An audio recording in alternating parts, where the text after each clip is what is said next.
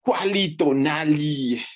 Esta es la clase Maquili, que sería la quinta clase. En esta clase que estamos viendo cómo escribir un artículo y cómo escribir una tesis, en esta ocasión lo que vamos a ver es cómo se hace la traducción de los principales, de las principales medidas que se utilizan en los artículos médicos, desde las de frecuencias, desde las descriptivas, las estocásticas, las de relevancia clínica, hasta unas preguntas que trae Sofía Díaz y Marta sobre hazard radios, que pues como aquí, como ellos, como somos de la náhuatl, que en la náhuatl somos defensores del español y de las raíces prehispánicas, entonces pues ya no le llamamos hazard radio, sino lo traducimos a híbrido de riesgo, ¿no? Entonces ya no le llamaremos hazard radio, sino ni odds radio, sino le llamaremos razón de momios o razones de prevalencia e híbrido de riesgo. Muy bien, pero empecemos por la primera parte. ¿Por qué es importante hacer la traducción entre lo que está escrito y lo que yo voy a poner en el escrito en la tesis? Ricardo García.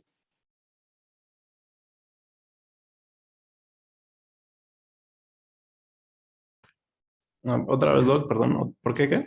No te preocupes. ¿Por qué es importante que nosotros sepamos traducir lo que aparece en los artículos? O sea, ya lo sabemos, porque si no, no serían médicos, ¿no? ¿Por qué es importante hacer esa traducción y ponerlo en mi tesis? ¿Por qué? ¿En dónde radica la importancia? Voy a intentar Pues hacer, para que o sea, pienso que es para que se entienda. Que si para que se no, entienda, ¿ok? Sofi, escribimos para que se entienda, muy bien.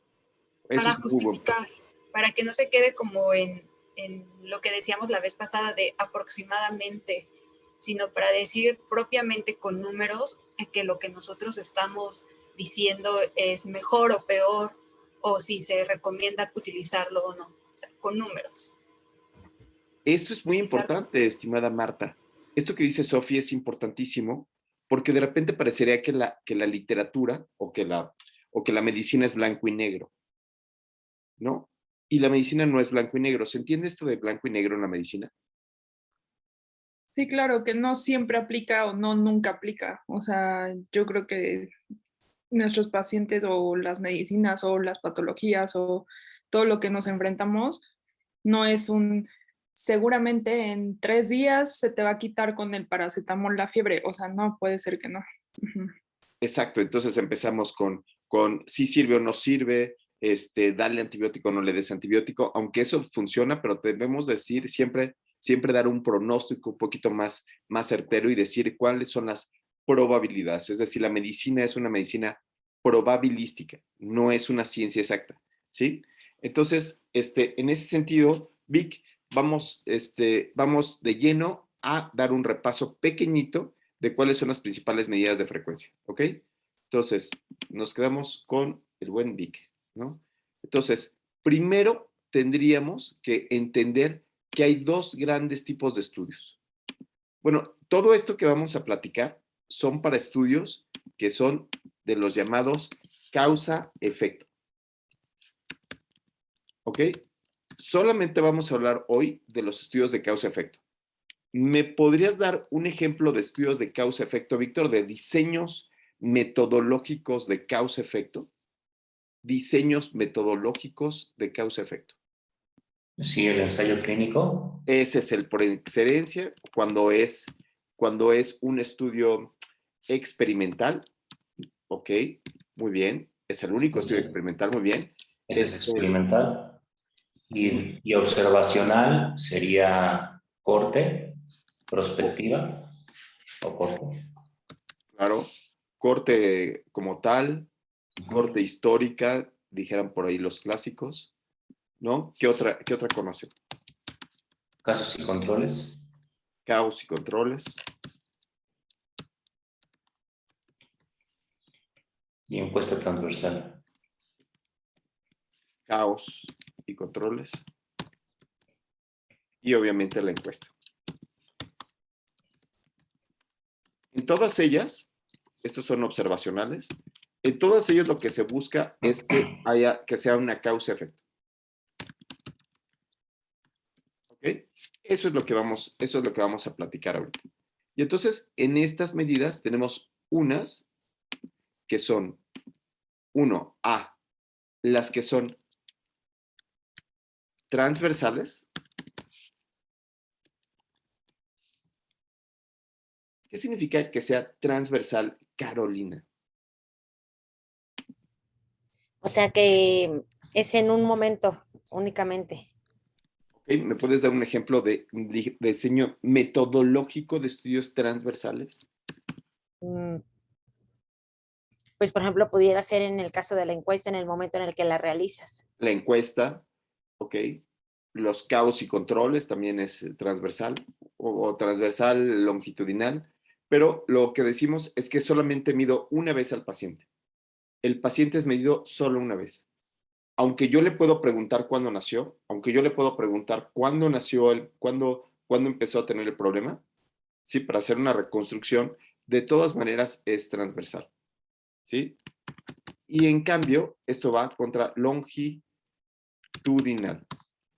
Longitudinal, David Islas, ¿cuál sería un ejemplo? Bueno, cuando se sigue al paciente en el tiempo y bueno, se va haciendo, se va tomando como una muestra en el tiempo, ¿no? Cuando son 2 o más mediciones, ¿sí? Entonces, no en el tiempo, sino 2 o más mediciones, es decir, le mido la glucosa al paciente en el tiempo 1, le doy metformina y le mido al paciente en el tiempo 2, ¿sí? Porque aquí en los estudios transversales, puedo ser que yo lo mida solamente una vez, vea la mortalidad de COVID en el año 2020, y ese es en el tiempo, ¿se entiende? Pero no mido 2 veces, no mido 2 veces al mismo paciente. ¿Se entiende de ahí? Es Sí. una medición al mismo paciente. Y ejemplos de estudios longitudinales, ¿cuáles serían, Ana? Pues el ensayo clínico y la corte. El ensayo clínico y la corte. Bravo. Entonces, ahora tenemos, lo primero que tenemos que pensar es que tenemos las medidas de frecuencia. ¿Qué es eso de medida de frecuencia, estimado José Antonio? ¿Para qué me sirven estas medidas de frecuencia?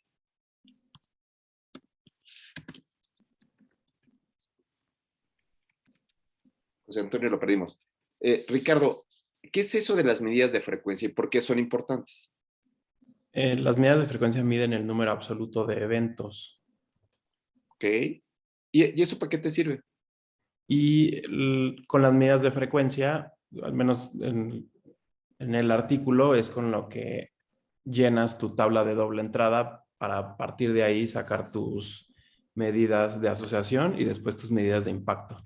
No, cuando estoy comparando dos grupos, a eso le llamamos comparación estocástica. Eso le llamamos una comparación o análisis bivariado. Eso ya le llamamos que hay unas diferencias que empiezan siendo estadísticas y otras diferencias que ya tienen que ver con la relevancia clínica.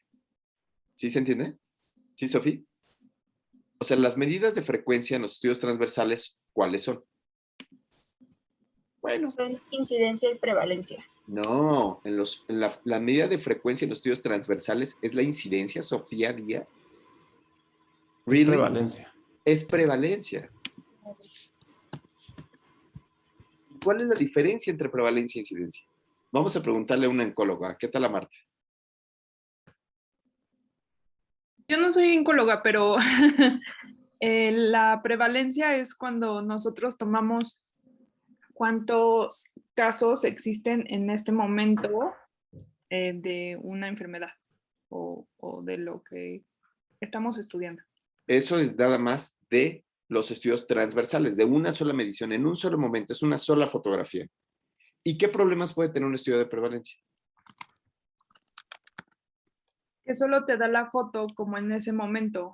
O sea, no te dice cómo estuvieron antes, ni cómo van a estar después, ni cómo se van a comportar a través del tiempo. Ok, ¿y qué es lo que te aporta de bueno, Sofía? O sea, eso es lo malo, pero ¿qué es lo bueno? ¿O para es que qué te puede decir cuántos casos hay existentes en una población. ¿Y eso para qué te sirve? Para saber qué tan frecuente es una enfermedad, ¿no? Si nos encontramos con diabetes, o nos encontramos con un síndrome rarísimo. Ok, Sofi. ¿Y eso para qué te sirve? ¿Para qué te sirve saber si es raro o si es común? Precisamente para lo que decía al principio, justificar que, ¿no? En la clínica. Para saber las probabilidades de que el paciente tenga esta enfermedad. Es decir, ¿para qué te sirve? Para saber las probabilidades, ok, pero ¿para qué te sirve saber si es muy prevalente o poco prevalente? Bueno, a mí me sirve porque uno siempre apuesta al que tiene más probabilidades. O sea, cuando tienes un paciente con mocos transparentes y estornudos, puedes pensar que sea alergia, que sea gripa o que sea COVID. ¿En qué pensarían primero? Ahorita. Hoy COVID. COVID. COVID, porque la prevalencia es muy alta, porque es lo que está de moda, ¿no? Por estas circunstancias. Entonces, estos estudios transversales pueden ser prevalencias, pero también los puedo traducir como tasas, ¿sí? Entonces, estas tasas en realidad serían como tasas poblacionales, serían como el número de casos entre las mediciones y se multiplica por, pues la pones la multiplicación por 1000. Si es que son casos poblacionales, por 1000, por 10,000, etcétera, etcétera, ¿no? Entonces necesitamos este escenario, ¿no? Y en el caso, estimado Víctor Noriega, y en el caso de los estudios longitudinales, ¿cuál es la medida de frecuencia? En los estudios longitudinales, ¿cuál es la medida de frecuencia? La incidencia. La incidencia, bravo. Esto es a lo que le llamamos la frecuencia, estimadísimo, estimadísimo Ricardo, ¿sí? O sea, no los números que llevan una tabla de 2x2, sino estas son las medidas que utilizamos en medicina con la frecuencia. Y entonces, Víctor, ¿por qué es padre la incidencia? Pros y contras de la incidencia. Porque son sujetos sanos en los que se cree que puede haber un desenlace y permite asociar variables que demuestren una predisposición a la enfermedad. No. Justo lo que decíamos con Ricardo. Estas medidas no se asocian más que en nuestra cabeza loca. Ok. Sí, o sea, pero no son medidas de asociación. Estos son análisis que son descriptivos. Es una descripción así, ¿no? Es una descripción ahí, ¿se entiende? Sí. Que es análisis y comparación y descripción. Ok. ¿Sí, Caro? Caro, ¿se entiende esto? ¿La diferencia entre uno y otro?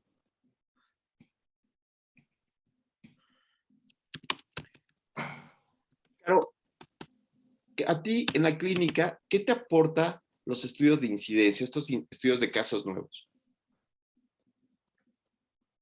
Caro, ¿ya te perdimos? No, David. aquí está. Pues, o sea, con los casos nuevos a mí me traduciría es qué tan frecuente me voy a topar la enfermedad, por así decirlo. O sea, qué tantas veces la voy a ver. Eso sería, eso podría ser en un transversal. ¿Y cuál sería la diferencia de un longitudinal? De una incidencia.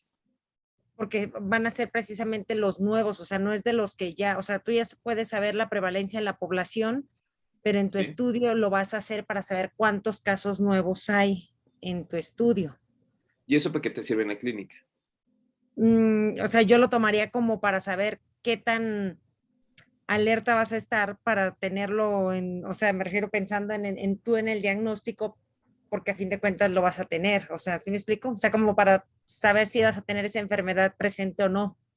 No te explicas. David Islas, cuéntanos un dato clínico, sé clínico. Carolina estaba hablando como el doctor, pues la incidencia de que son los casos nuevos nos va a servir para ver los casos nuevos, ¿no? ¿No sería que se puede experimentar con A ver, venga. ¿Para qué te sirve tiene clínica? ¿Quién levantó la mano? Bueno, yo dije, no levanté la mano, pero Víctor.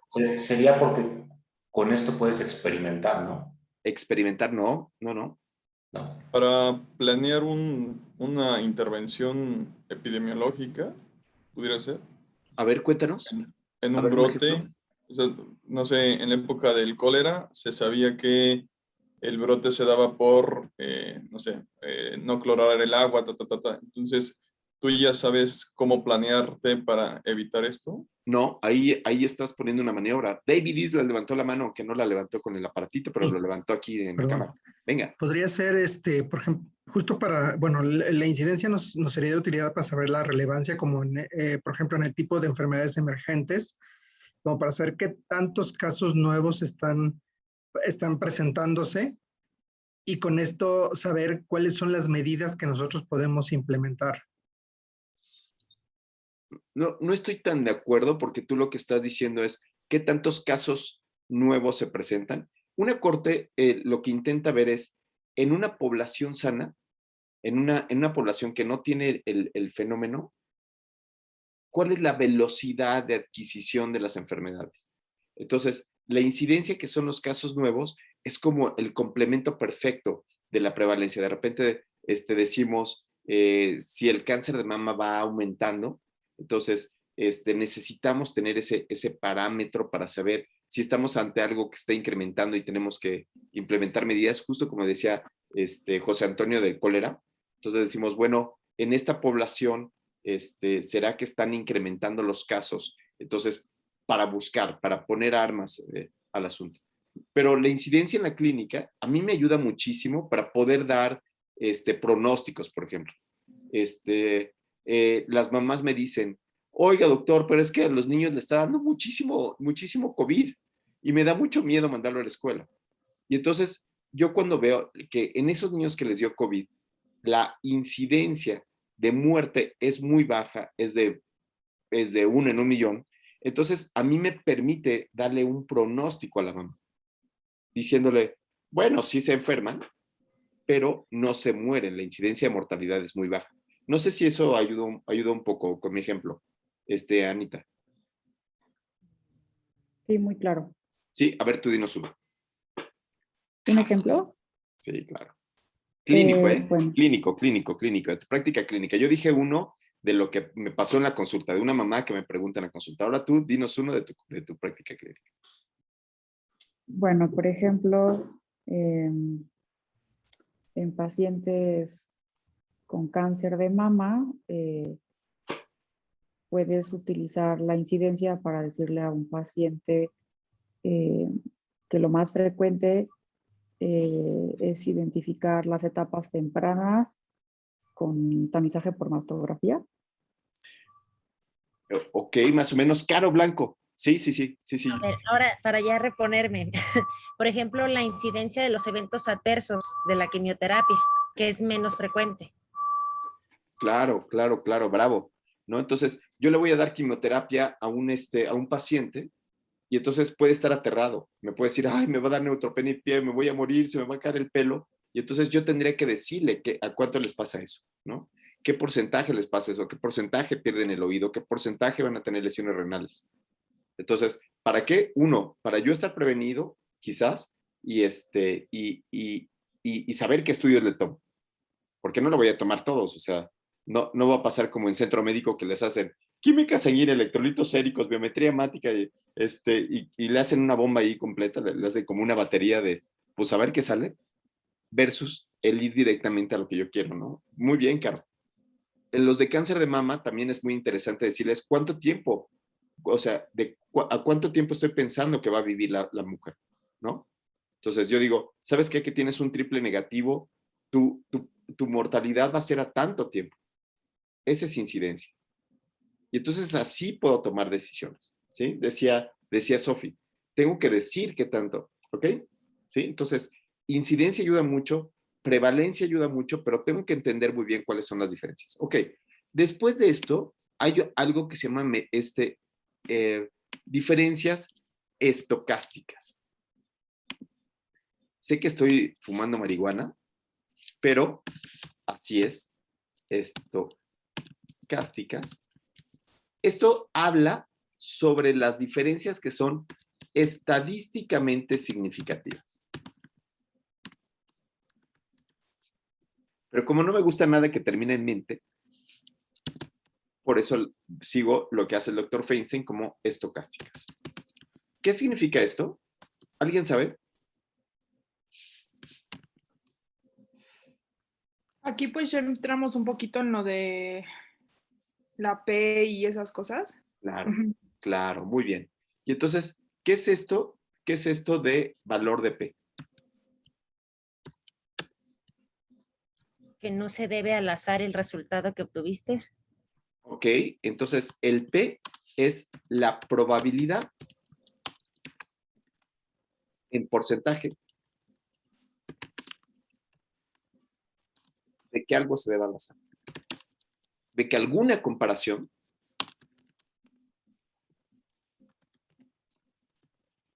A contra B se deba al azar.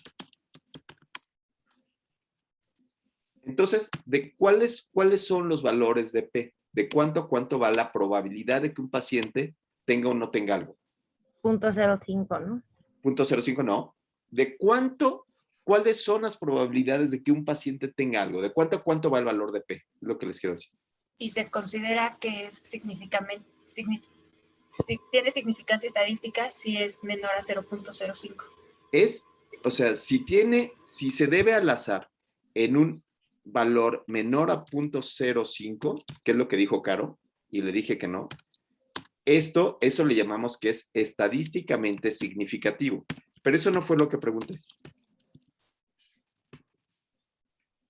Pero como ya me respondieron dos la misma pregunta, entonces, José Antonio, ¿de cuánto va el valor de P en la probabilidad en un paciente?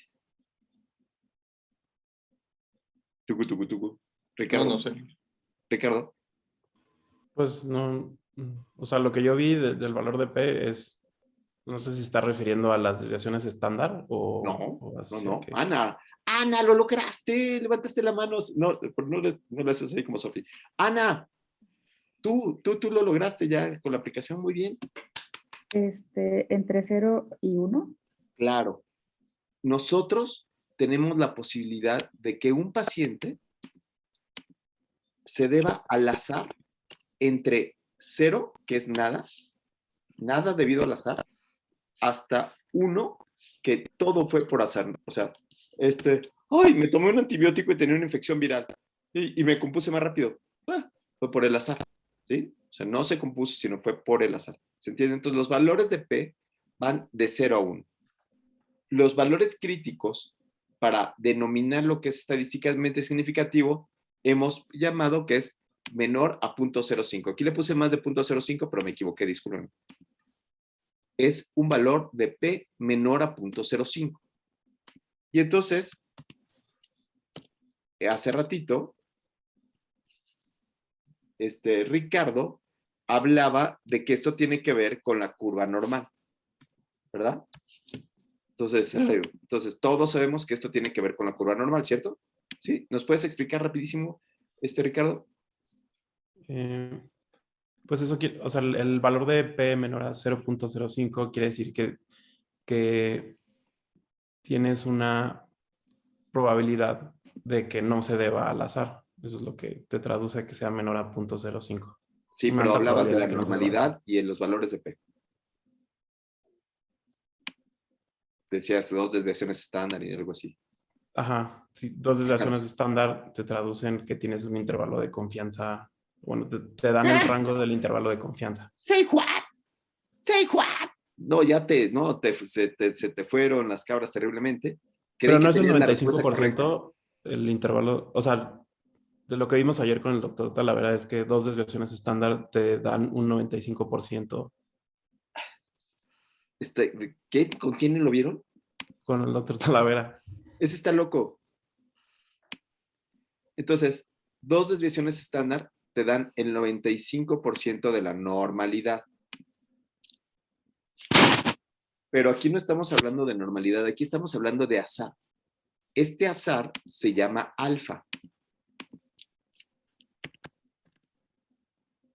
¿sí? Le denominamos alfa. O le llamamos también error tipo 1. ¿Sí? Y entonces lo que dice es que yo quisiera no caer en el error tipo 1 o alfa, ¿sí? No caer en ninguno de estos apartados. Entonces, mi valor de alfa, para que este valor sea de 0.05, entonces tiene que ser de 1.96. ¿Cómo que 1.96? Sí. Este sería un valor de z de 0, aquí. Bueno, este sería de 2. Este sería de 1. Este sería de 0. Bueno, perdón, sería menos 2, ¿verdad? ¿Y qué vas a decir esta, estimado? Menos 1, 0 y más 1. Ay, Dios. Más 1 y más 2.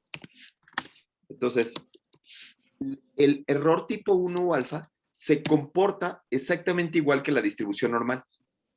Se comporta igual que la distribución normal. Entonces decimos, yo no quiero que se deba al azar en el 95%, entonces solamente voy a agarrar los niveles críticos que estén por fuera de estas dos desviaciones estándar. Hasta acá, que no se deba al azar. ¿Sí? Ay, está medio rudo, ¿verdad? Entonces, aquí tengo una pregunta. Sí. Entonces, alfa tiene que ser igual a 95% para que no se deba al azar. No. ¿Es lo que entendí? No, alfa, el valor crítico de alfa es de 1.96. El valor crítico de alfa es de 1.96 y esto es igual a una P de 0.05, menos de 0.05. La probabilidad de que se deba al azar es de 0.05. Y si yo tengo un alfa de 2, por ejemplo, el valor de P será igual, menor a 0.01. Y si es de 3, ¿sí? O sea, si es de 2 estaría acá, pero si es de 3, ¿qué pasa? ¿Ya vieron? Si es de menos 3. Está difícil, ¿verdad? Le agregas otro 0, ¿no? Claro, si es de 2, aquí ya está bueno. Pero si es de 3, está más bueno. Y si es de 4, pues está buenísimo, ¿no? Entonces, entre más ceros tenga, podríamos decir que es más significativo, que menos se debe al azar. Pero solamente hablamos del azar, no hablamos de la fuerza de asociación. ¿Sí? Y todo tiene que ver con una misma ecuación de Carl Friedrich Gauss. ¡Ay! Lo borré, pero bueno. Entonces, aquí el valor crítico es 0.05. Y esto solamente nos dice si algo se debe al azar. ¿Ok? Solamente nos dice si algo se debe al azar. ¿Cuál es la importancia de este valor, estimada Marta? ¿Para qué nos sirve esta cosa estocástica? Pues para que nosotros podamos determinar si nuestro resultado tiene como es estadísticamente significativo o tiene como algún tipo de relevancia clínica. Pero ahí sí nos tenemos que fijar después, o de lo que entendí, en lo de desviación estándar, que creo que fue lo que dijo Víctor, para saber si es real o no es real. Ok. O sea, no Caro, si es real, sino que... Caro, estás contaminando a mi Marta, o sea, le digo, ¿para qué es importante que sea estadísticamente significativo? ¿Y sabes qué me contestó, Caro? Por tu culpa. Lo que me contestó Marta fue, pues sí, es para ver si es estadísticamente significativo. Qué mala eres, Caro. Eres una muy mala influencia. Marta, defínelo sin poner la palabra estadísticamente significativo. ¿Para qué nos sirve? Pues para saber que nuestra maniobra no fue debida al azar. Ya, con eso. O sea, es todo. Eso es lo único para lo que nos sirve. Si es debido al azar, si fue pura chiripa o no. ¿No? Si algo funcionó por chiripa. Y después viene la tercera parte, que es la parte de la relevancia clínica. Aquí me faltó algo, me faltó apuntar algo, que aquí en incidencia en los estudios longitudinales puedo tener casos nuevos, pero también puedo tener supervivencia. ¿Cuánto puedo estudiar? ¿Cuánto tiempo tarda un paciente a llegar al evento? A eso le llamamos supervivencia. ¿Sí se entiende? Y en el concepto de supervivencia tengo este punto. Hago una gráfica así, en donde parto, donde el 100% de los sujetos no tienen la enfermedad, o sea, digamos que están vivos. Voy a poner un ejemplo de cáncer de mama. Cuando inicio el estudio, 100% están vivos y yo voy observando la mortalidad lamentable de las señoras, ¿sí? El punto de inflexión que ocupo es cuando este llega al 50%. Entonces, cuando llega al 50%, bueno, todos sabemos que cuando algo tiene distribución normal, la media, la moda y la mediana son iguales. Entonces, cuando llego al 50% de la población, ahí le llamo que estoy buscando la mediana de supervivencia. Y entonces lo que yo le digo a la persona es porque cuando uno le dan el diagnóstico de cáncer, lo que dicen es, ay, doctora, pero dígame, por favor, ¿cuánto tiempo voy a vivir? Y entonces, lo que le dice un buen oncólogo sería, yo no le puedo decir cuánto va a vivir, porque como puede ser que se muera mañana, ¿no? Que es la primera parte de la curva normal, como puede ser que viva para siempre, que sería la última parte de la curva normal. Lo que yo le puedo decir es cuántos se mueren en un 50%, que sería esta parte de aquí, ¿sí? Por eso es que llamamos la mediana de supervivencia, ¿ok? ¿Listos? Sí, ok, bien. Entonces, después de todo eso, nos vamos a la relevancia clínica. Eso es lo que a mí me encanta esa clase. Ahora sí, ahora sí. ¿Qué es eso de relevancia clínica? ¿Con quién nos quedamos? Ay, Caro, ahora sí, por favor, Caro, no me vayas a decir que la relevancia clínica es ver qué tan relevante es, ¿no? Respira profundo, Caro. Aprende de Marta, por favor, y dinos, para ti, en tu práctica clínica, ¿qué es la relevancia clínica? O sea, es el valor o la importancia en la práctica clínica diaria. ¿Qué tanto es tantito, no? El valor o relevancia en la práctica clínica diaria. No la volvió a hacer. Sí, David. Lo volvió a hacer. Volvió a utilizar las dos palabras en una. Marta, no aprendas eso, Marta. Por favor. Marta, no escuches eso. Venga, David. ¿Por qué es importante la relevancia clínica para tus mamás? Imagínate que tú le dices a una mamá, le dices, señora, estos neonatos prematuros tienen una probabilidad de que tengan crisis convulsivas. ¿Qué va a pasar con esa mamá? ¿Tú crees que te va a abrazar, te va a saludar, te va a decir, ay, gracias, doctor, qué amable? ¿Qué va a pasar con esta mamá cuando le dices eso? No, bueno, de entrada, al decirle esta cuestión, pues es una mamá que va a estar muy preocupada. La relevancia que tendría es cómo voy a aplicar el juicio clínico para poder No, Nine. No, el juicio clínico proviene de otras cosas. El juicio clínico proviene de mi experiencia, de mi conocimiento, de mis valores, de cómo le mido. Eso es otra cosa. Aquí solamente estamos hablando del número de relevancia clínica. Y es importante porque de esa manera puedo comunicarle a la mamá. Si yo creo que las crisis convulsivas puede ser que sea muy poco probable que se presenten, quizás yo me lo calle. Yo le digo, pues vamos a ver, no se preocupe, tranquila, ¿ok?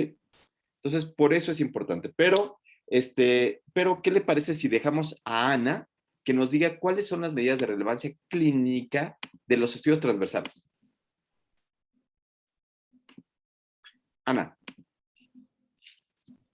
Las medidas de los estudios transversales. De relevancia clínica. Nada. Ya se quedó así de, mande. Pero José Antonio sí nos va a decir, ¿cuál es? Razón de momios y... Bravo. Los los españoles que nos colonizaron y que estamos en contra de ellos porque estamos en la náhuatl, ¿no? No es cierto. Ellos le ponen momios, pero ¿qué es eso de momios? Arza. Ustedes le entienden, ¿no? ¿Qué es eso de momios? Los americanos le dicen odds radio. ¿Y los mexicas cómo le decimos? Bueno, pues los mexicas le decimos que es una razón de prevalencias. Todos son sinónimos.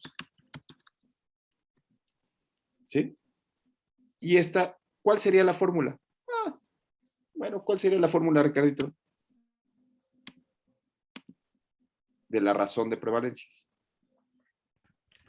La fórmula es que la fórmula, para hacer la fórmula necesitas tener una tabla de doble entrada y ya la fórmula es A por D entre B por C. Ok, y en esta tabla de doble entrada, como tú le dices, o tabla de 2 por 2, como coloquialmente se le dice, ¿qué va en las filas y qué va en las columnas? En las filas va la maniobra, o sea, los Que en este expuestos caso sería y no factor expuestos. de riesgo. Ujú. El factor de riesgo, y el factor de riesgo aquí es importantísimo que en la fila de arriba esté presente y en la fila de abajo esté ausente, ¿cierto? Sí. Y entonces, Sofi, ¿y qué va en las columnas? En las columnas va si se presenta el desenlace o no se presenta. Bravo. Bravo. ¿Y cuál sería la fórmula, estimada Sofi? Apagué mi micrófono. Es A por D sobre B por C. Bravísimo, los productos cruzados. Muy bien. ¿Y qué significa eso, Martita? ¿Y Pues qué, en la clínica, cómo traducirías este A por B entre D por C? Pues estamos sacando en cuántos pacientes está presente el desenlace. No, no es cierto. No. No. Víctor, no quiere decir en cuántos pacientes tiene ese desenlace. Eso le llamamos número necesario a tratar. Esa es otra medición. Esta, ¿qué intenta decir, Vic?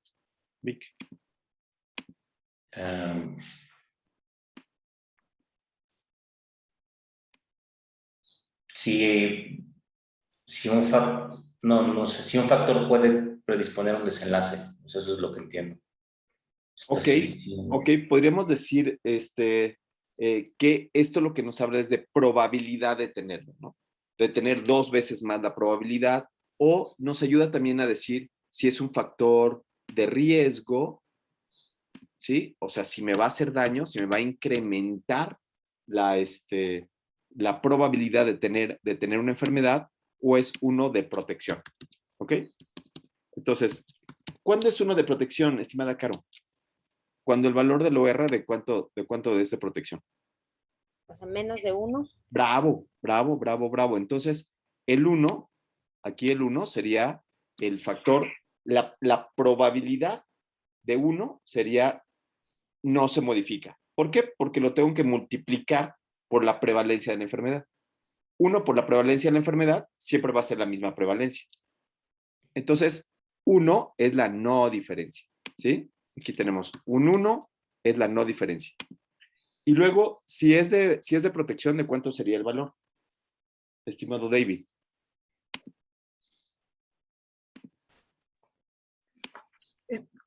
Pues sería mayor a ¿Mayor a 1 es de protección? Ana. De protección el valor es menor a 1. Bravo, y de riesgo, bravo. Claro. Entonces, ¿no? Digamos que fuera de 0.5.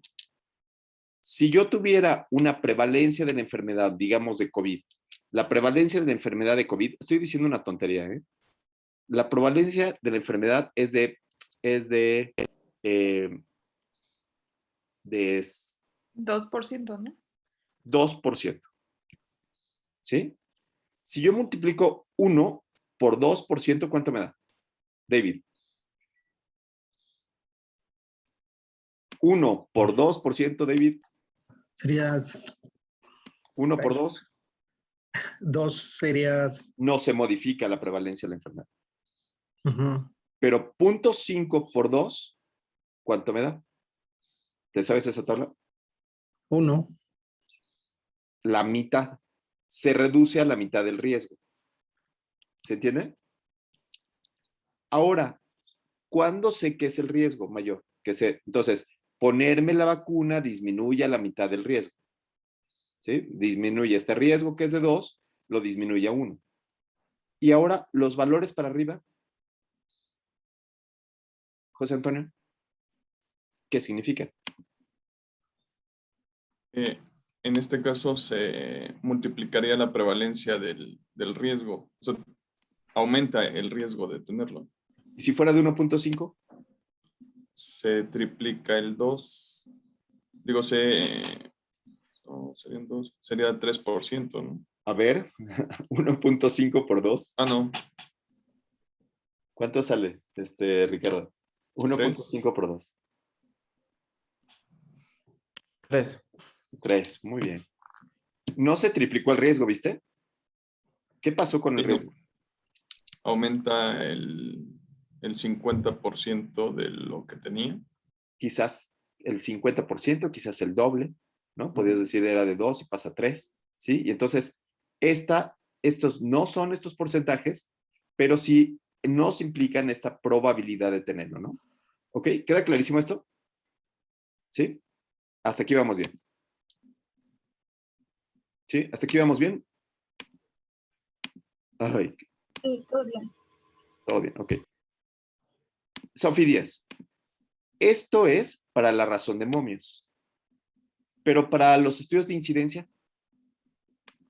¿cuál es esta medida de relevancia clínica? ¿Cuál es la medida de relevancia clínica para los estudios de longitudinales? El riesgo relativo. Bravo. El riesgo relativo. ¿Sí? El riesgo relativo, o también podemos tener otro que es la reducción de riesgo relativo. Es exactamente la misma anatomía de la tabla, y entonces tanto el riesgo relativo como la disminución de riesgo relativo son exactamente lo mismo. ¿Sí? Entonces, el riesgo relativo sería la incidencia de los expuestos entre la incidencia de los observados, ¿cierto? Al revés, perdón. Tengo una duda. Sí. Es que o sea, el riesgo relativo lo ponen como medida de asociación y la reducción del riesgo relativo lo ponen como medida de impacto. A ver, vamos, ¿qué te parece si lo vemos? Entonces, estos riesgos relativos se interpretan exactamente igual que este OR, ¿cierto? ¿Sí? Sí. ¿Cómo lo obtengo? Bueno, pues con esta fórmula, ¿sí? ¿Cuál es la fórmula de reducción de riesgo relativo? Es 1 menos riesgo relativo por 100. 1 menos el riesgo relativo y lo paso a porcentaje. ¿Sí? Porción. ¿Qué habíamos dicho que era el 1? Voy a poner otra vez aquí el 1.5.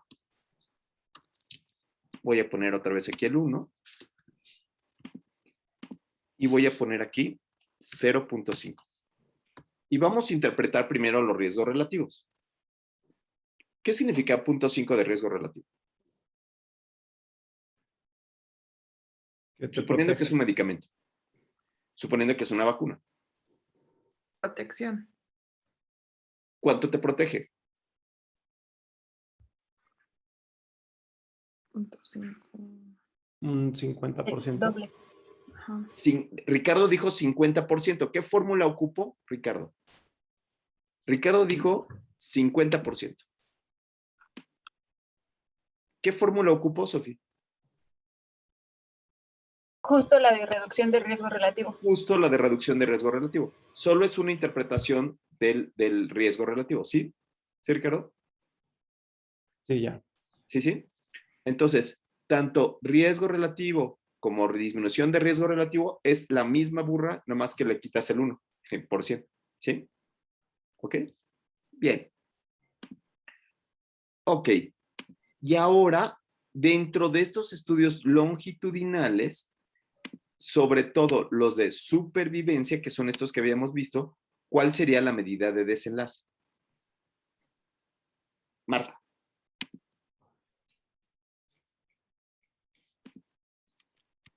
Entonces lo del hazard ratio. El híbrido de riesgo. Híbrido de riesgo.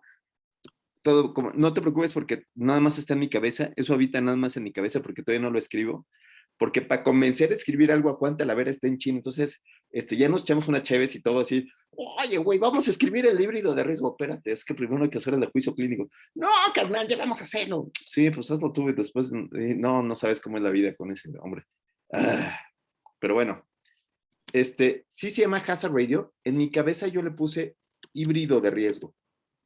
Te voy a decir por qué. Porque tiene que ver con algo que es de tiempo persona, porque lo que mide es el tiempo persona. Entonces, si yo estuviera hablando de 0.5, lo que digo es que el 50% disminuye. Ay, se vuelve difícil, ¿verdad? Yo creo que esta es de las cosas más difíciles. Entonces, lo que quiero decir es que el grupo a compararse disminuye un 50% entre este número y este número de acá, ese sería el 0.5, ¿sí? Tanto tiempo. ¿Sí? Entonces, ahí se vuelve muy difícil. Tengo ejemplos, entonces no se claven mucho con la idea, solamente piensen que es la probabilidad de que el grupo que estoy comparando disminuya 50% al tiempo X, ¿sí? No habla puntual, sino habla de tiempo personal. Sí. ¿Quién quiere hablar? ¿Eso se traduce por azar o por la intervención? No, el azar se interviene aquí también con el valor de P, que son de comparaciones estocásticas, y entonces aquí estas comparaciones estocásticas se hacen utilizando un valor de P que se obtiene a partir de una fórmula que se llama log rank test. Está buenísimo, ¿no? Está bien buena su clase. Espero que hayan ido a una buena universidad, porque si no fueron a una buena universidad para la carrera, les voy a hablar de long rank test, pruebas de ANCOVA, y ustedes van a decir, ay, ¿qué me están dando? ¿Sí? ¿Ok? ¿Hasta aquí vamos bien? Bien, perfecto. Y después tenemos, estas son medidas de relevancia clínica. Y esas son probabilidades. Pero ahora tenemos en estas medidas de relevancia, estas que son probabilísticas y otras que son absolutas. ¿Se entiende por qué probabilísticas? Solamente estoy diciendo que la probabilidad de que ocurra es de tanto. ¿Sí se entiende aquí? Y ahora me voy con otras que son absolutas. ¿Cuáles son las absolutas? Las medidas de riesgo de valores absolutos. Marta, David Islas, perdóname. Discúlpeme, Carolina. Ya te estaba saltando, Caro. Las absolutas. Cuando dicen las absolutas son David Islas. Yo tampoco me acuerdo. Entonces, las absolutas son la reducción absoluta de riesgo. ¿Sí? ¿Cuál es la fórmula de la reducción absoluta de riesgo? Claro. Por ejemplo, la prevalencia de A menos la prevalencia de B, por ejemplo. ¿Sí? O la incidencia de un grupo de los observados menos los expuestos. ¿Qué otra medida de relevancia conocen? Ana. La reducción absoluta del riesgo y la reducción del riesgo relativo. No, dijimos que la reducción de riesgo relativo era la interpretación del riesgo relativo de Carrier. ¿Te acuerdas? ¿Te acuerdas lo que hicimos? Sí. ¿Sí?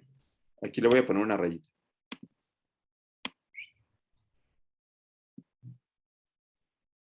¿Cómo interpretas este RAR? ¿Qué otra forma tienes de interpretar este RAR? José Antonio. Qué bien hicieron la tarea, ¿eh? El número necesario a tratar. Bravo. ¿Y qué significa este número necesario a tratar? ¿O cuál sería la fórmula? Bueno, la fórmula está muy fácil, ¿no? Número de casos necesarios para producir el efecto en, no me acuerdo si era el 10% o en un paciente. En un paciente. Entonces, eso nos dice qué tanto es tantito. Entonces, la verdad es que en esto nos llevamos la vida intentando hablar con los pacientes, ¿no? Intentando hacer esta traducción con los pacientes, nos llevamos toda la vida. Porque de repente habrá pacientes que puedan entender este todo o nada de probabilidad, ¿le sirve o no le sirve? Tómatelo o no te lo tomes, ¿no? Hay gente que así quiere. Doctora, usted dígame, ¿me lo tomo o no me lo tomo? ¿Me hago el estudio o no me lo hago? Y entonces tú tendrías que tener esta parte estocástica y decir, bueno, pues en algo le ha de servir, sí, tómatelo. Pero habrá otros en donde el medicamento sea tan caro que diga, híjole, doctora, ¿y qué tanto me va a ayudar?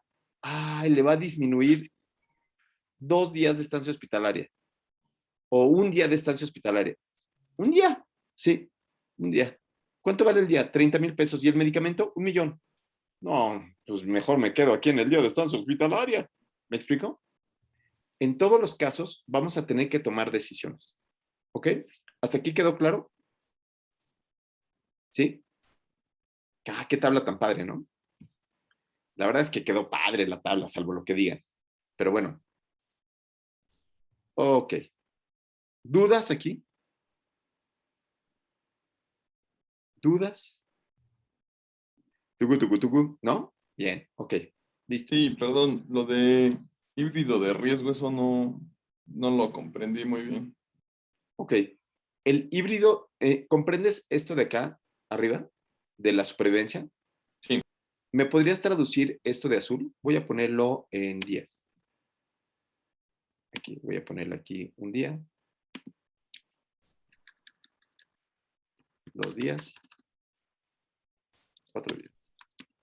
5 días. Las pacientes que tengan esta enfermedad del 50, bueno, su mortalidad del 50% es a 4 días. Muy bien, ok, ¿sí? ¿Y los pacientes que toman Remdesivir?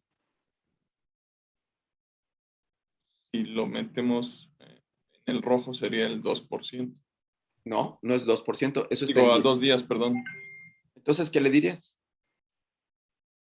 Que su sobrevida, bueno, es lo que no. La probabilidad, o sea, primero tendríamos este que sería estocástico. ¿Es mejor el Remdesivir que el no darle nada? Bueno, si es estadísticamente significativo, diríamos que sí. ¿Sí? Eso sería lo estocástico. Y si yo te pongo que el hazard ratio es de 0.5, ¿qué dirías? Es menor el riesgo. ¿Ok? O sea, ¿Cuánto? El 50%. Ok. Disminuye el riesgo 50%. ¿De qué? De fallecer o de Noriega, tener Víctor, venga. No, perdón, es que tengo una pregunta, pero Ok. Disminuye el riesgo 50% de estar 2 días más en el hospital. Aquí es muy importante el apellido porque tiene que ver con el tiempo. Disminuye, ¿qué? Bueno, en el 50% de los casos, disminuye 2 días la hospitalización. Si yo estuviera viendo los riesgos relativos, sí diría, disminuye la mortalidad. Pero cuando estoy viendo híbridos de riesgo, estoy diciendo que disminuye el tiempo X, el tiempo que está entre uno y otro. ¿Ok? Aquí yo tengo un comentario. Ay, lo siento, Marta, porque el buen Víctor sí. sí levantó la mano. Ya sé que tú no levantas la mano, ya sé que es así como que ya te damos toda la confianza del mundo, pero Vic sí levantó la mano. Venga, Víctor. bueno, es una pregunta de esto del hazard.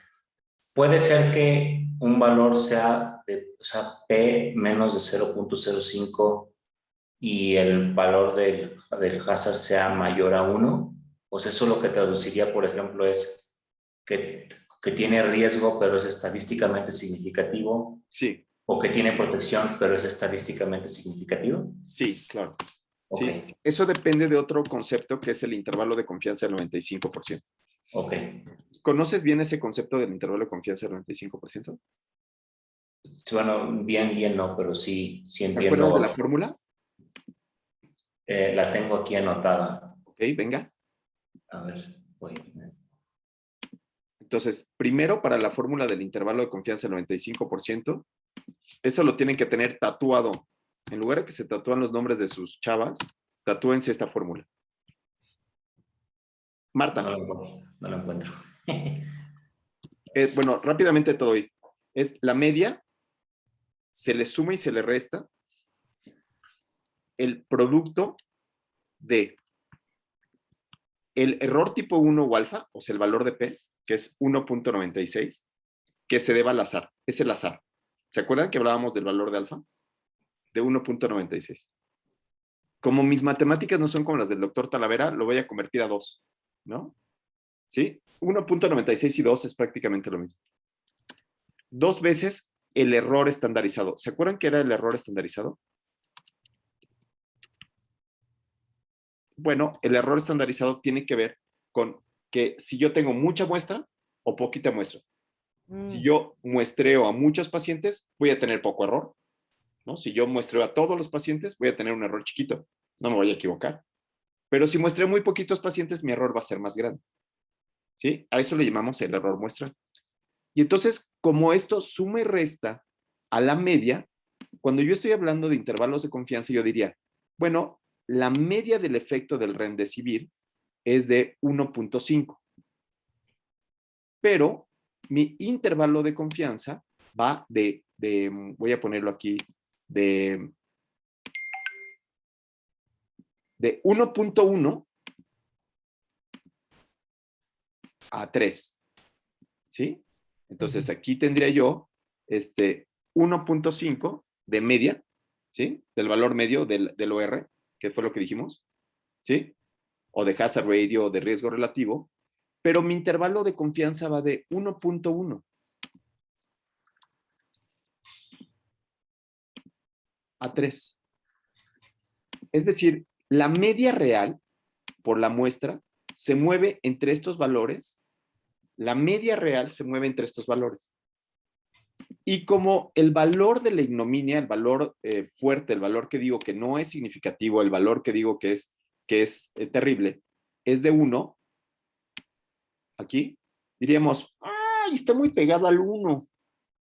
¿No? ¡Ay, Charo, está pegadito al 1! Ahí a nada. ¿Es estadísticamente significativo? Ay, bueno, sí es estadísticamente significativo porque no tocó el 1. ¿Sí? Porque el azar no tocó el 1. Pero, o sea, no le voy a dar a un paciente nada más por una probabilidad así de chiquita. Ahí es donde decimos que es estadísticamente significativo, pero no es relevante clínico. ¿Sí? Sí. Y le doy la palabra a, por favor, Marta, discúlpame, te quité la palabra hace rato, pero ahora sí te la devuelvo. Sí, es que aquí, o sea, en la misma tablita que tenemos a la derecha en la esquina superior, aquí, por ejemplo, si son días de sobrevida, o sea, ¿cuántos días voy a vivir? Sí. Es preferible la raya azul, ¿no? Porque va a vivir 4 días. Sí, muy bien. O 4 años. Sí, ok, Entonces, pero si en te este diera caso, que estos son días de estancia hospitalaria. sí, prefieres menos. Claro. Ajá. Entonces, o sea, en este caso, rojo es peor si es días de supervivencia. Ya. Ajá. Ya. Ok, sí. David Isla. Sí, nada más para entender un poquito el ejemplo que se puso con José Antonio, si tenemos si tenemos la prueba que es estadísticamente significativa, pero el híbrido de riesgo en realidad no nos demuestra como un porcentaje importante a favor en relación a la estancia hospitalaria, podemos decir que tal vez esta prueba que estamos realizando, hay que tomar la decisión si el paciente realmente se va a 2 días, que no marca la diferencia como el ejemplo que se puso anteriormente.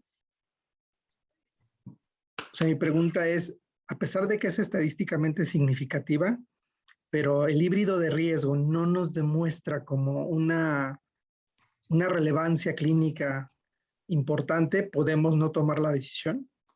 Claro, claro. Ese es el juicio clínico. En el juicio clínico dices, bueno, un día más de estancia hospitalaria, descanse, mejor. Y se va a ahorrar 100,000 pesos.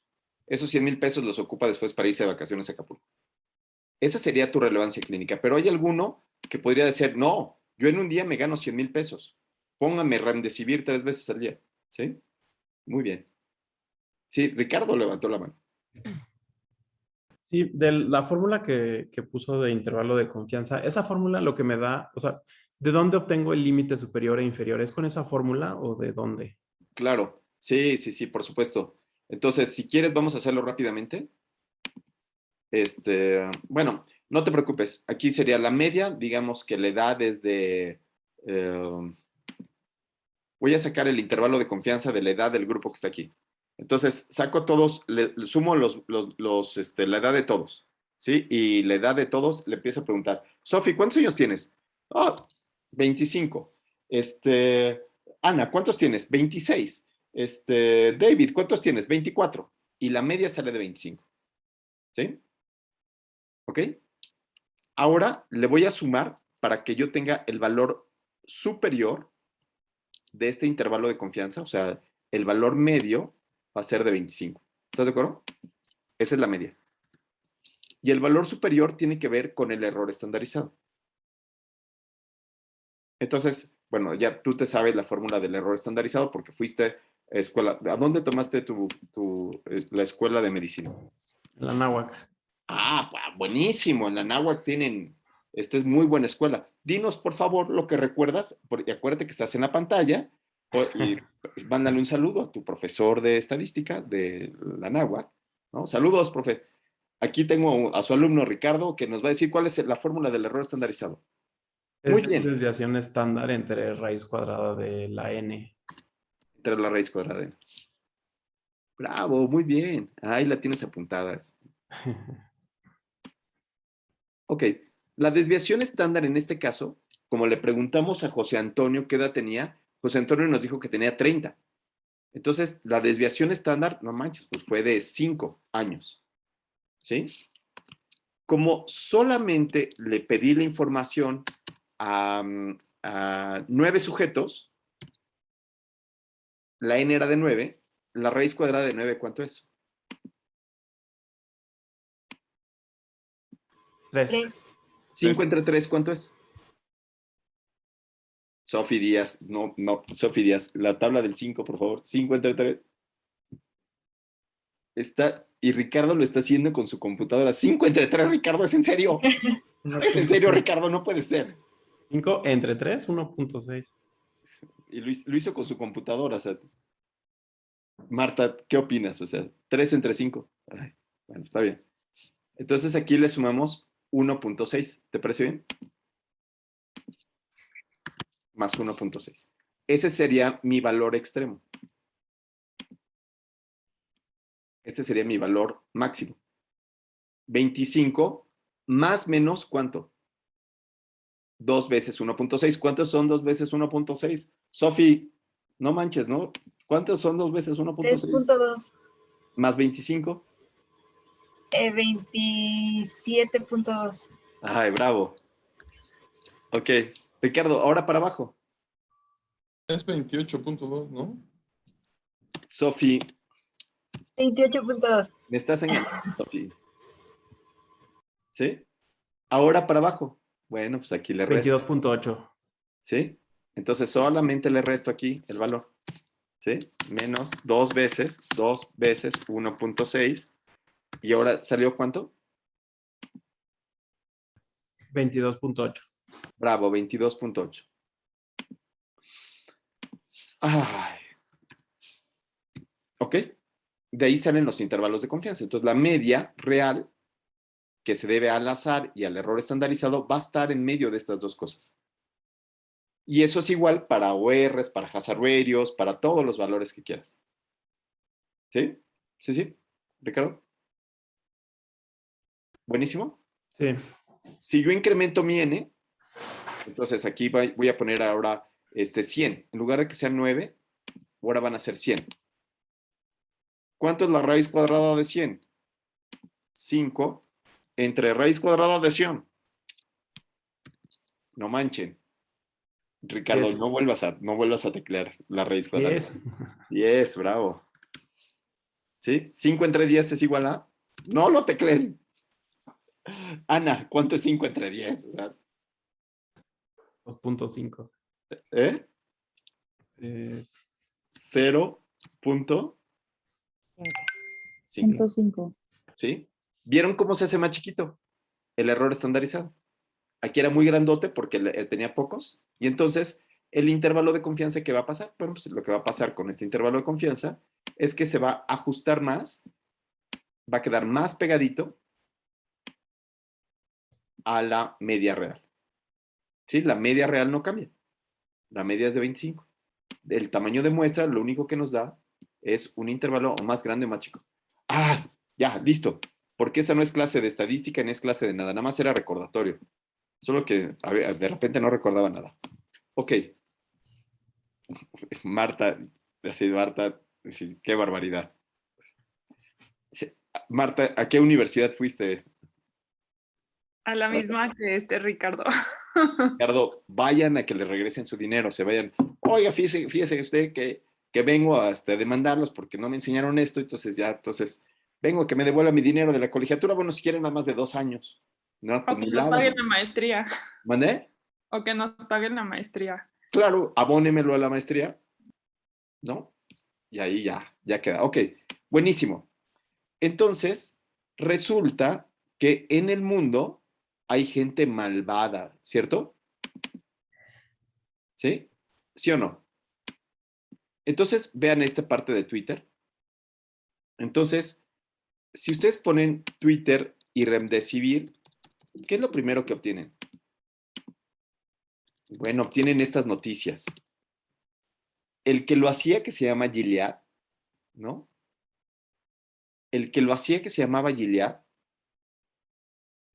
empezó a subir sus ventas al infinito y más allá. La esposa del cuate de Gilead empezó a comprar acciones del medicamento. Y la pregunta del millón es, ¿sirve el Remdesivir? ¿Sirve o no sirve? ¿Se lo mandarían o no se lo mandarían? ¿No? No. La ¿No? distancia hospitalaria, ¿no? Es únicamente. ¿Se lo darían o no se lo darían? Miren, esto fue lo que pasó. Una nueva millonaria. El mundo le dijeron que sí servía. Y entonces subieron sus ventas del 2020 a 2021 y se volvieron multimillonarios por las ventas de este medicamento. ¿Sí? Solamente en un día, $15,000. Y eso porque alguien quizás no leyó bien el artículo. La tarea que van a tener para la próxima ocasión es leer este artículo que dice Remdesivir for the treatment of COVID-19. ¿Sí? Esto obviamente que ya lo leyeron todos, o sea, no creo que no haya alguien que no lo haya leído, ¿no? Este fue así, había un médico aquí en México que decía, ¡ay, vamos a darle Remdesivir! ¡Ay, que el COFEPRIS no aprueba el Remdesivir! ¿Cómo es posible? ¡Ay, ay, ay, ay, ay, ay! Y le enseñan estos datos, estas curvas de supervivencia. Le dicen, doctor, pero es que ¿cómo vamos a demandar Remdesivir? Mire usted los intervalos de confianza. No, pero la P es estadísticamente significativa. Y como la P es estadísticamente significativa, luego entonces, ¿no? Es bueno, ¿no? Entonces, lo que vamos a hacer con este estudio, que ya no sé cómo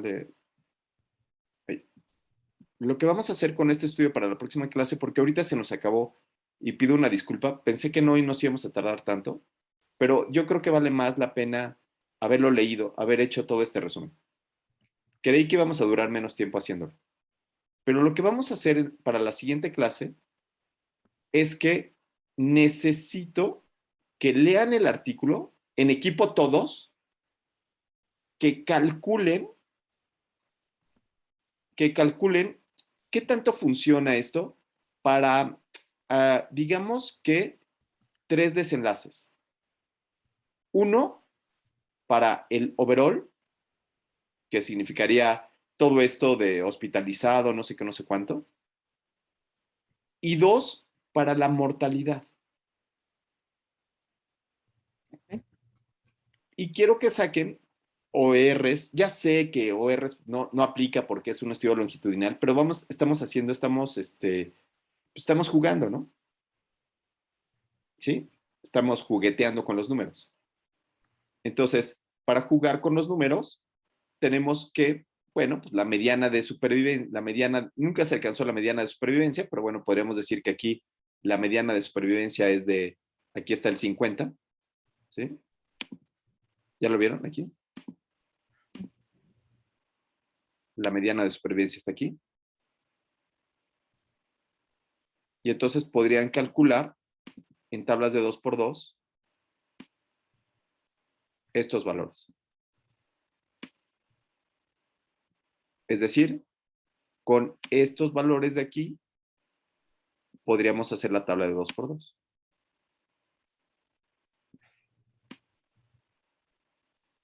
¿Ok?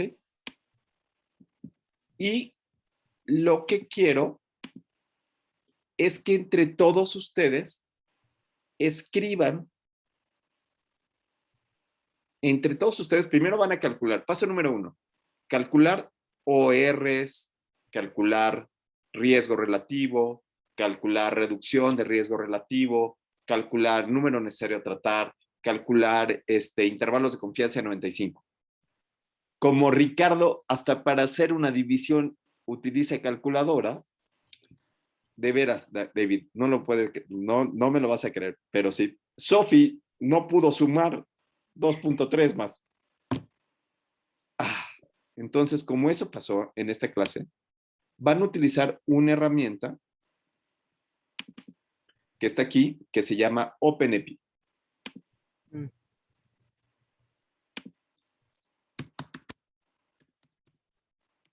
OpenEpi, que es una herramienta de la Universidad de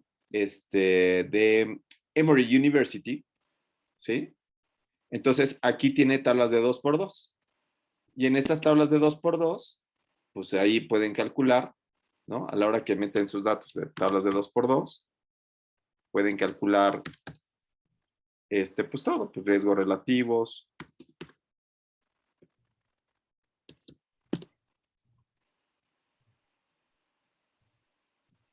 Calculan la chi cuadrada, los riesgos, la prevalencia de los expuestos, la prevalencia de los no expuestos, el riesgo total, la razón de riesgos, que es el riesgo relativo, la reducción absoluta de riesgo, que es la diferencia de riesgos, ¿no? Con sus intervalos de confianza del 95%, o los ORs. Pero ahí me gustaría que me ayudaran y me enseñaran cómo lo calcularon ustedes a mano, cómo hicieron esta tabla de 2x2, ¿sí? Que es esta de aquí. Entonces, entre todos, entre toditos.com, van a hacer una presentación de este artículo, van a calcular distintos valores, ¿sí? Como ustedes lo vayan viendo, y lo que necesito es que para la próxima clase podamos escribir cómo estos datos que yo estoy pasando, cómo los voy a poner a mi tesis. Porque estos datos son iguales de cualquiera de los artículos, ¿no? Cualquier artículo tiene que venir como la traducción de lo que es la incidencia, la prevalencia, cuántos datos, ¿sí? Sí.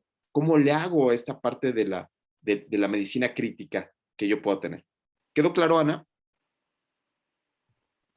Anita, ¿nos puedes decir, no, Víctor, ¿nos puedes decir cuál va a ser la tarea? Nos quedan 3 minutos.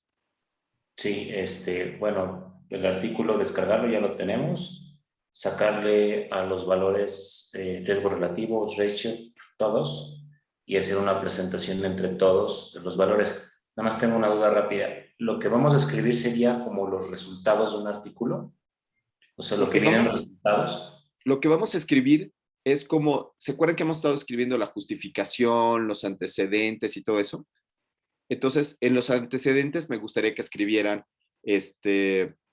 interpretaran la incidencia del COVID-19, por ejemplo, en este estudio. La incidencia fue de tanto, ¿no? Lo cual representa una incidencia alta, incidencia baja, lo que ustedes quieran, el chorro que ustedes quieran. ¿Pero eso es tarea o eso lo vamos a hacer en clase? No, eso es tarea. Aquí lo que vamos a hacer es leerlo. Ok. ¿Sí? Entonces, lo primero que vamos a hacer, la siguiente clase, es ver su presentación en equipo de cómo sacaron los números, cómo hicieron las tablas de 2x2 de ese artículo. Lo que no me gustaría es que ustedes, cuando los entreviste Marta de Baile, lleguen y digan, ay, sí, el Remdesivir sí sirve o no sirve, sino digan, sean más científicos y puedan decir la reducción en un 50% de los sujetos es de un día de estancia hospitalaria. Cuando se ponen así de serios dicen, ¿un día? Sí. Y la mortalidad no disminuyó. No disminuyó. La probabilidad de que entre a ECMO no disminuye. La probabilidad de que entre a terapia intensiva no disminuye. Eso es lo que quiero. O sea, lo que quiero es que tengan esta conducta crítica a la hora de escribir, de leer un artículo, porque uno, lo van a tener que vaciar para sus tesis, y dos, este es un mecanismo de comunicación porque algún día los van a entrevistar en la tele, ¿no? Marta Brito, acaba de salir un nuevo medicamento para el cáncer de mama. ¿Usted lo recomienda? Uy, sí lo recomiendo. Oh, no. Uy, sí, salió que es estadísticamente significativo. No, tendríamos que ser más, más amplios en la lectura. ¿Sí? ¿Sí se entiende? Sí, Ana, ¿qué es lo que queremos de tarea? Venga.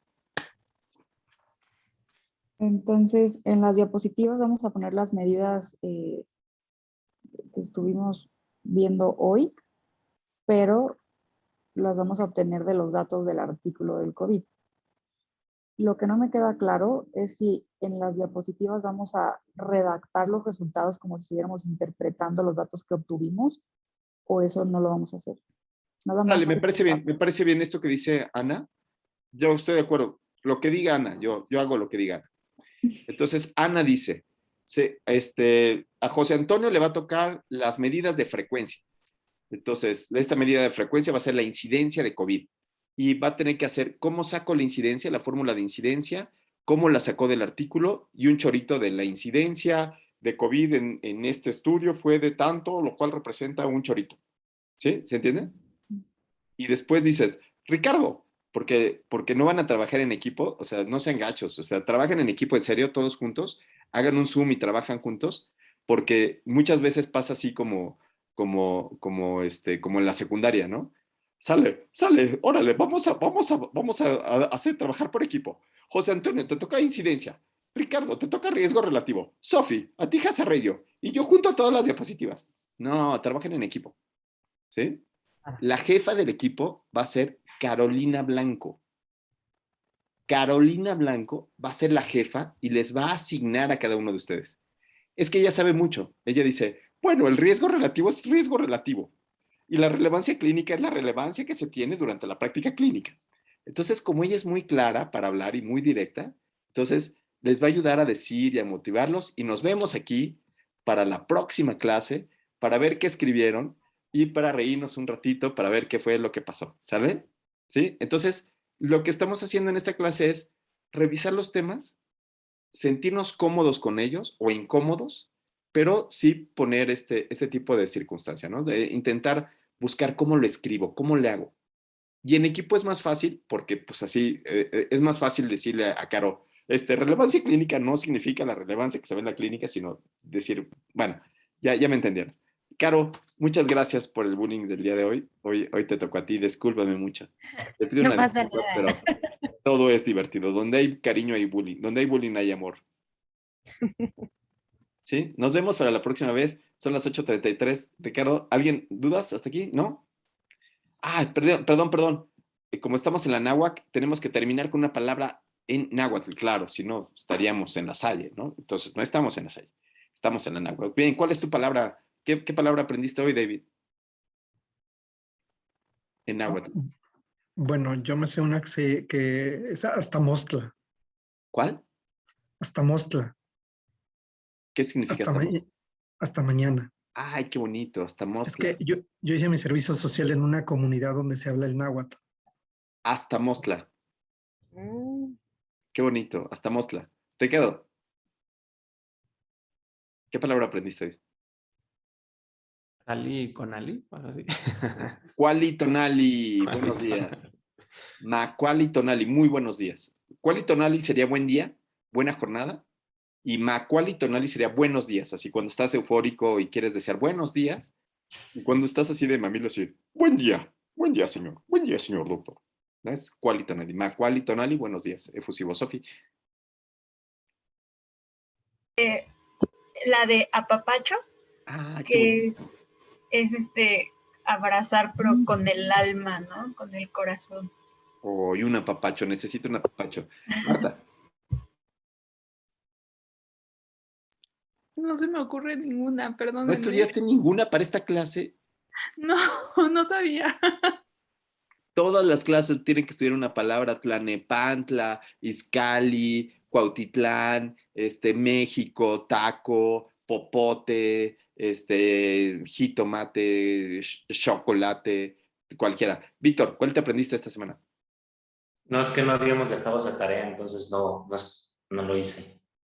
Pero para la próxima lo hago. Caro, tampoco. ninguna palabra náhuatl. Ana, Yo busqué una. a eso. Tequiti. ¿Qué? Tequiti. ¿Qué es eso? Trabajar, a tequiti. Atequiti. Ah, wow, Atequiti, canijos, ¿no? Su jefa es Carolina Blanco, la que dice súbete para arriba, bájate para abajo. Entonces, ella, que es toda claridad, los va a guiar. José Antonio, tu última palabra y ya nos vamos. Matlacti, que es 10, Mactlactli. es de 10. Mactlactli es 10. Hoy vamos en la clase 5, esta es la clase Macuili, y cuando lleguemos a la clase Mactlactli, va a ser cuando entreguen ustedes todo lo que hemos visto aquí. Las búsquedas, que tengan las citas, que tengan la parte de la justificación con el acrónimo SARA y que ya hablen con un lenguaje que no sea, ¡ay, el COVID es muy malo! El remdesivir sirve, ¿no? O fue estadísticamente significativo. Si no, ahora ya van a decir, ¿no? La reducción de riesgo fue de 3 días, ¿no? Con un intervalo de confianza del 95%, que está muy cercano a la unidad, por lo tanto, la representación, la relevancia clínica disminuye, para ser utilizado en el sector salud. ¡Ay, canijo! Canijote, ¿no? ¿Sale? ¿Sí? Entonces, van a salir de aquí preparados para ir a un congreso y que les digan, ay, ay, ay, no te entendí nada, pero qué bonito hablas, ¿no? Y yo digo, ay. Gracias, nos vemos. Gracias. Buen día. Gracias. Gracias. Gracias.